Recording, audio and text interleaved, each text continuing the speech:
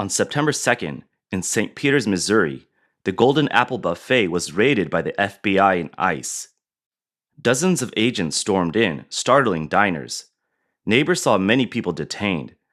The raid stems from a complex case involving immigration, labor, and criminal charges.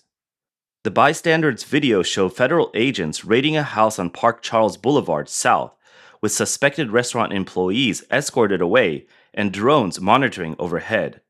Neighbors reported at least 20 people detained, mostly young workers often seen at the restaurant. Another residence tied to the restaurant on Bruins Lake Court was also raided. Local media noted 5 cars with out-of-state plates from New York, Georgia, Ohio, Virginia, and Texas parked in the driveway. Neighbors said over a dozen cars were often there, likely for worker housing. About 15 to 20 people were removed during the raid. Footage showed several individuals in the yard with hands behind their backs under control. On September 3rd, a federal grand jury indicted 2 Chinese-American owners of the Golden Apple Buffet, 56-year-old Guo Liangye and De Jinye, for harboring and shielding illegal immigrants. If convicted, they face up to 10 years in federal prison and a $250,000 fine.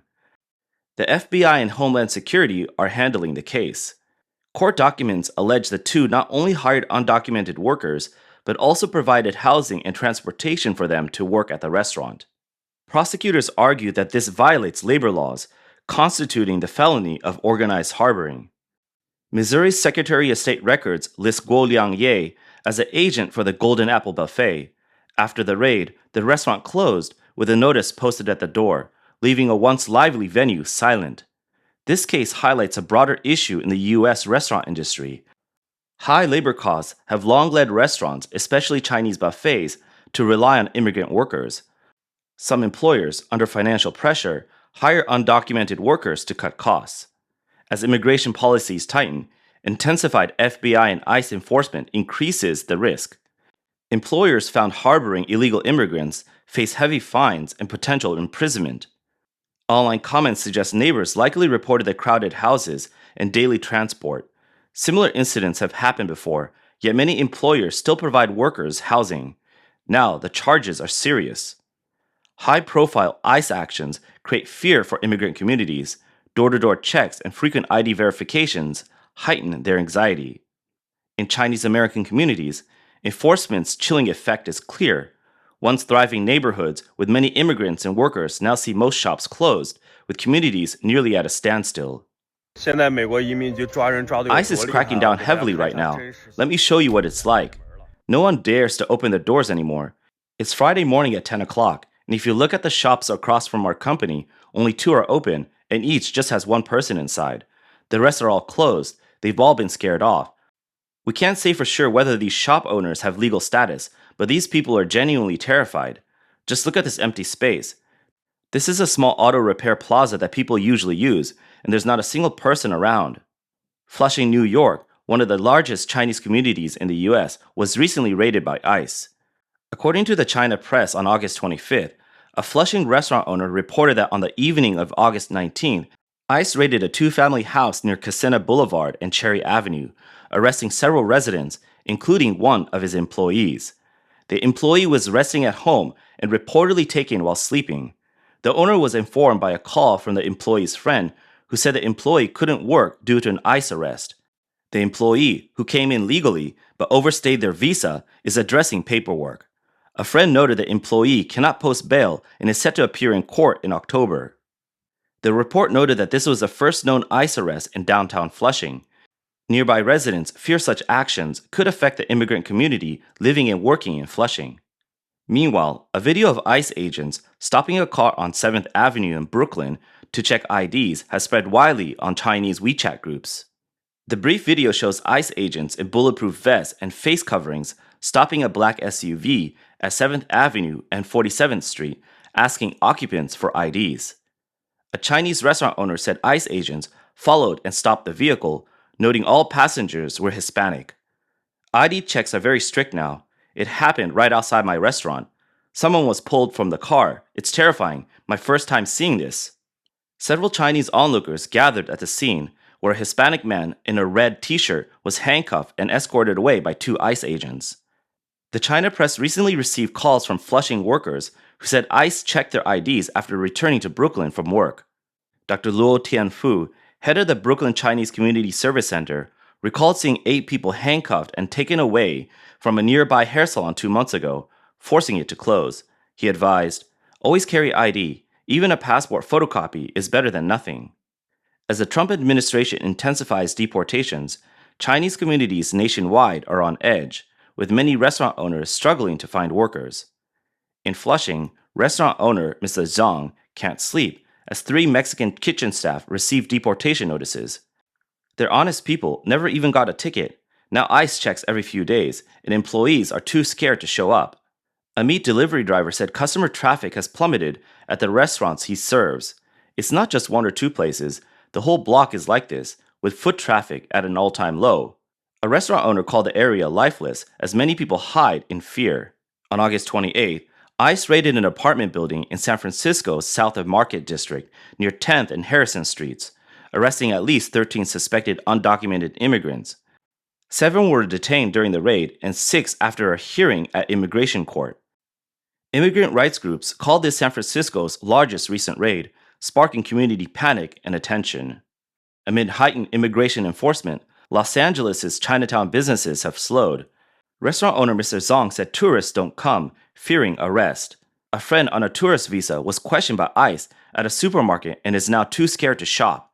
ICE's actions have left the Chinese community anxious, with some in WeChat groups saying they never leave home without ID. A Los Angeles Chinese community WeChat group shares daily warnings to be cautious and avoid walking alone at night. Members report ICE agents sometimes pose as plainclothes officers, blending into crowds to target lone individuals. Ms. Lee, a Chinese woman who received a tourist visa in Los Angeles last year, was stopped at a mall by 2 strangers asking for her ID. She showed her passport, and they left without a word.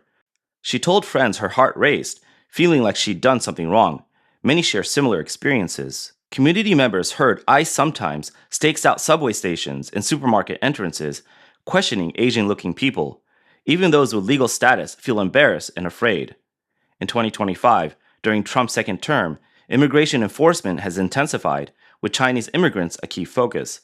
This stems from a surge in Chinese nationals entering illegally and geopolitical tensions between the US and China. ICE data shows illegal Chinese citizens crossing the US-Mexico border and other routes rose from over 27,000 to over 78,000 between 2022 and 2024, doubling in number. About 390,000 illegal Chinese immigrants live in the US, with at least 10% receiving final deportation orders last November. Illegal Chinese immigrants are anxious over Trump's policy shift. Upon taking office, he declared a national emergency, deploying the military for mass deportations of millions and vowing to use all necessary power for the largest deportation plan in U.S. history. ICE's director stated they will arrest anyone living illegally in the U.S., including those without criminal records. Per the Deportation Data Project, from January 20th to July 29, 2025, ICE arrested about 3,300 immigrants in New York, a 56% increase from 2024. Deportations in New York reached 1,547, triple last year's total, reflecting heightened federal enforcement. The average deportation time dropped to 24 days from 112 days last year. Data shows 57% of immigrants arrested in New York this year had no criminal record, with 15% in pending cases. Of 1,049 arrested in June, only 18% had prior convictions, while 72 had none. Ecuadorians remain the largest group arrested at 23% this year, down from 26% last year. Arrests of immigrants from China, Guinea, and Haiti have noticeably increased. New York's arrest and deportation increases are moderate compared to other regions. Arrests doubled in Buffalo, Boston, and Atlanta, tripled in Washington, D.C., and quadrupled in San Diego. Recently, a major ICE raid on a Korean-owned battery factory in Georgia has drawn significant attention. On September 4th, ICE and other federal agencies launched a large-scale raid on a battery factory under construction in Georgia, jointly invested by Hyundai and LG. Approximately 475 undocumented illegal foreign nationals were detained, including about 300 South Korean citizens. Video footage showed agents deploying armored vehicles, helicopters, and buses in a military-style operation. Workers were ordered to stop construction, line up for questioning, and have their belongings searched. A Homeland Security agent shouted to workers in yellow safety vests, "We have a search warrant for the entire site. Construction must stop immediately. All work must cease now." Video footage shows South Korean workers at the Hyundai factory in the US restrained by ICE with chairs around their wrists, waists, and ankles. Hyundai and LG issued statements clarifying they did not directly hire the workers but used third party labor contractors. The incident prompted South Korea's Ministry of Foreign Affairs to question how illegal Korean workers were recruited. He even criticized the US for its large scale operation. South Korea is a US visa waiver country. Investigations revealed some Korean workers held B-1 visas for tourism or business, which do not permit long term US employment. The raid scale shocked the nation. Homeland Security official Stephen Schrank called it the agency's largest single site enforcement operation in its 2-decade history. Schrank explained that no criminal charges have been filed against the 475 individuals as of that morning, but the investigation is ongoing. He said, "This was not an immigration operation where agents went into the premises, rounded up folks, and put them on buses.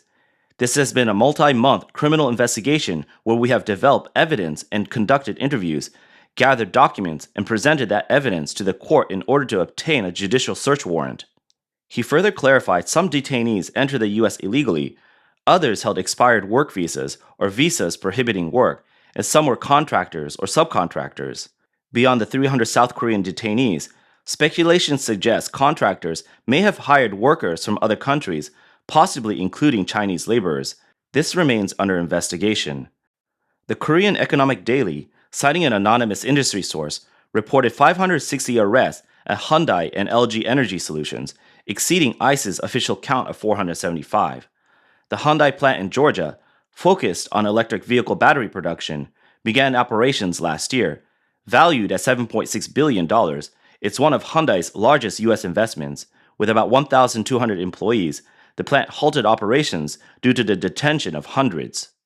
The enforcement aligns with the Trump administration's intensified crackdown on undocumented immigrants.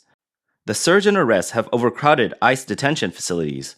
New policies make bail harder to obtain, leaving detainees facing months or years in custody, awaiting immigration court hearings, with over 3 million cases currently backlogged. On May 5th, the Department of Homeland Security announced a program offering $1,000 in financial aid and free flights to encourage illegal immigrants to voluntarily return home.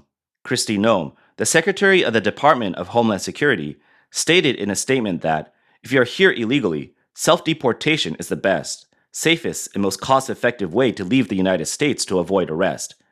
DHS offers travel assistance and allowances for those who wish to return to their homeland through CBP's new app.